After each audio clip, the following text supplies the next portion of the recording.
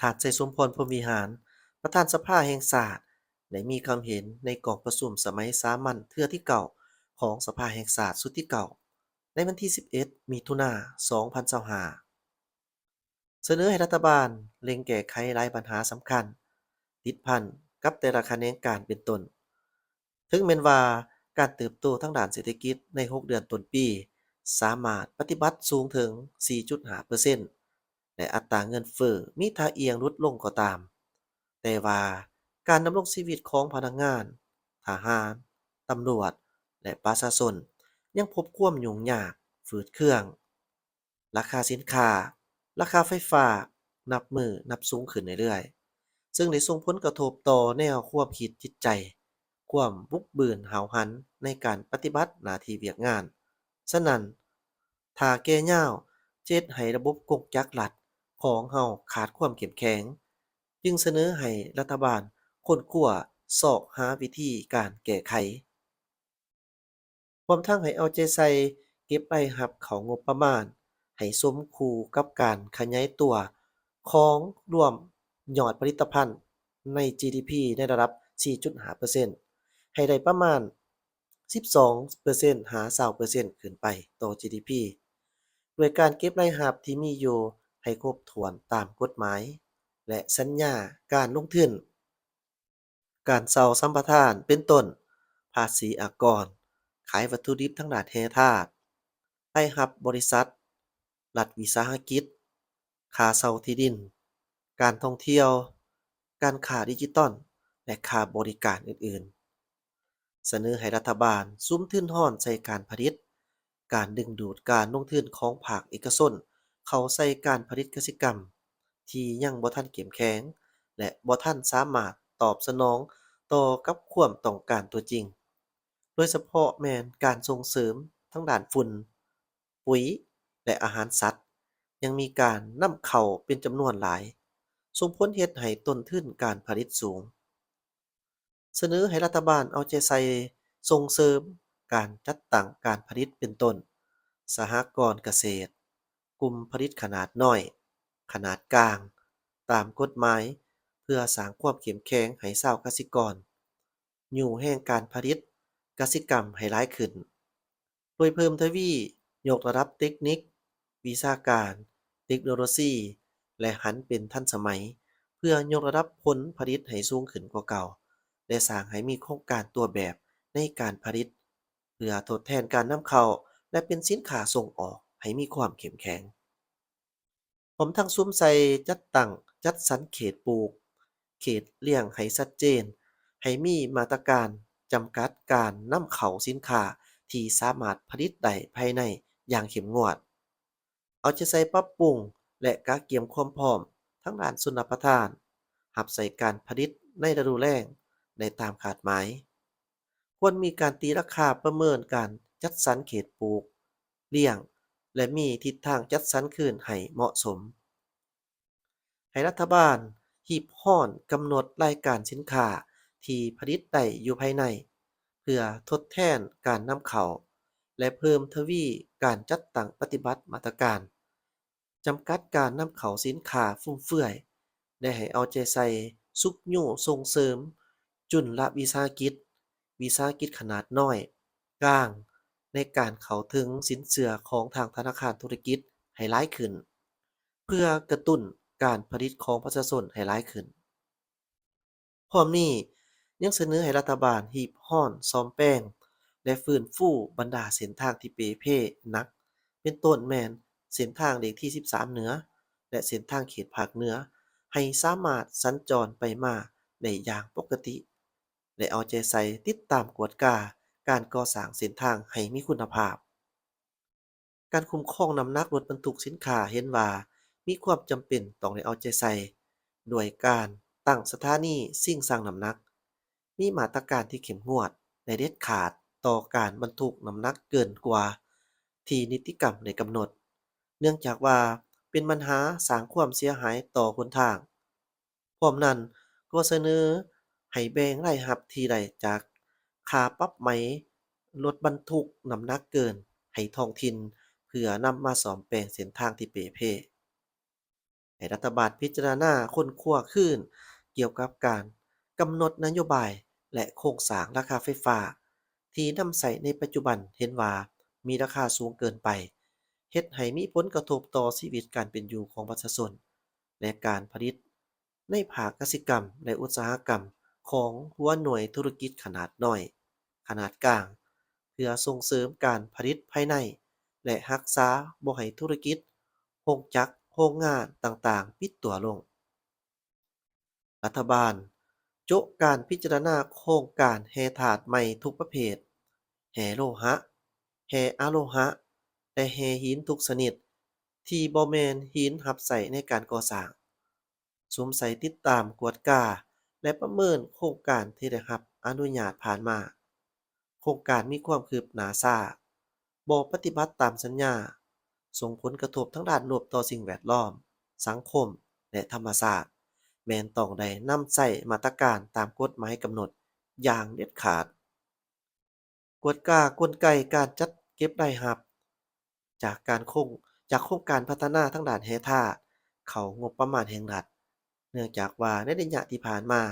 ได้มีการอนุญาตให้จัดตั้งปฏิบัติหลายโครงการแต่การเก็บพันธะเข้างบประมาณของรัฐจำนวนหนึ่งยังบ่ทันปฏิบัติได้ตามกฎหมายกำหนด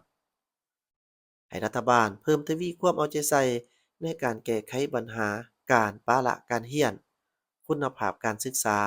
ให้สามารถตอบสนองกับความเรียกร้องต้องการของเวียกงานในระยะใหม่ค้นคว้าการจัดสรรงบประมาณให้แก่คงเขตการศึกษาสาธารณสุขให้สมคู่กับความสำคัญของเวียกงาน เอาใจใส่การให้บริการทางด้านสาธารณสุขให้แก่พ่อแม่ประชาชน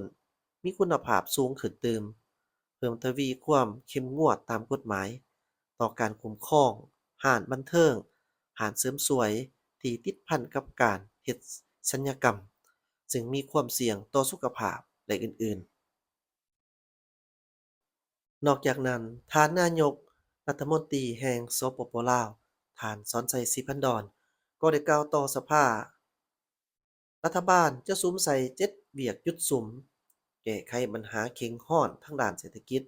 ที่กระทบต่อการดำรงชีวิตของประชาชน ในวาระการดำเนินกองประชุมสมัยสามัญเทื่อที่เก่าของสภาแห่งชาติสุดที่เก่าในครั้งวันที่11มิถุนายน2025ท่านสนใจศรีพันดรนายกรัฐมนตรีแห่งสปปลาวได้ขึ้นชี้แจงต่อคำซักถามของสมาชิกสภาแห่งชาติเกี่ยวกับการแก้ไขปัญหาเข็งห้อนทางด้านเศรษฐกิจการเงินเงินเฟ้ออัตราแลกเปลี่ยน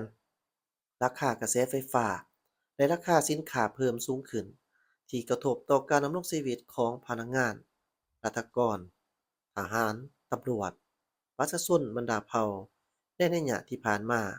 ได้ปฏิบัติคือแนวใดเป็นต้นการจัดตั้งปฏิบัติมาตรการทางด้านการเงินเงินการค้าการผลิตและยุทธศาสตร์สังคมตามมติกองประชุมสภาแห่งชาติฉบับเลขที่153ทับ สพสลงวันที่12ธันวาคม2024ในระยะ6เดือนถ่ายปี รัฐบาลจะมีกลไกวิธีการและมาตรการสืบต่อจัดตั้งปฏิบัติคือแนวใดท่านสอนชัยศรีพันดรได้ชี้แจงต่อปัญหาดังกล่าวว่ารัฐบาลถือเอาการแก้ไขเงินเฟ้ออัตราแลกเปลี่ยนราคาสินค้าและแก้ไขหนี้สินเป็นเวียกบุริมสิทธิ์ในเวียกยุดสุม แต่นี่ฮอดหมดปี2025เวียกหยุดซุมและมาตรการละเอียดคณะ19กมสพได้รายงานต่อกรมการเมืองศูนย์กลางพรรครับร้องและซี้นำละเอียดแล้วและแต่ละเดือนคณะเฉพาะกิจ19ทับกมสพได้จัดประชุมตีราคาการจัดตั้งปฏิบัติและรายงานข้อทิศซี้นำจากกรมการเมืองศูนย์กลางพรรคเป็นปกติ เนื่องจากเวลาจำกัดจึงบ่สามารถเสนอได้หมดจึงขอยกบางเวียกหยุดสุมบางมาตรการและวิธีการปฏิบัติจำนวนหนึ่งคือ 1. ก่อนอื่นแม่นต้องได้สืบต่อสุมใส่แก้ไขปัญหาเงินเฟ้ออัตราแลกเปลี่ยนเงินตราต่างประเทศให้มีความเสถียรและสู่ซนหมดปี2025 ให้ตัวเลขเงินเฟ้อลดลงเป็น1ตัวเลขอันนี้ก็ยังเป็นสิ่งท้าทายสมควร 2. อยู่แห่งการผลิตภายในเพื่อส้มใส่ภายในและส่งออกให้แข็งแรงเพื่อลดพรการนำเข้าสินค้าและการไหลออกเดินตาต่างประเทศ 3. นำใส่มาตรการต่างๆเพื่อเพิ่มคลังสำรองเงินตราต่างประเทศให้หลายขึ้นเพื่อลดพรความกดดันทางด้านอัตราแลกเปลี่ยนและอัตราเงินเฟ้อและคลังสะสมแห่งชาติให้เพิ่มขึ้นเติม 4. เอาใจใส่คุ้มครองราคาสินค้าในท้องตลาดให้ลดลงกว่าเก่าลดความแตกโตนที่บ่สมเหตุสมผลระหว่างราคาซื้อและราคาขายของพ่อค้าคนกลาง พร้อมกันนั้นจะได้ทบทวนคืนราคาไฟฟ้า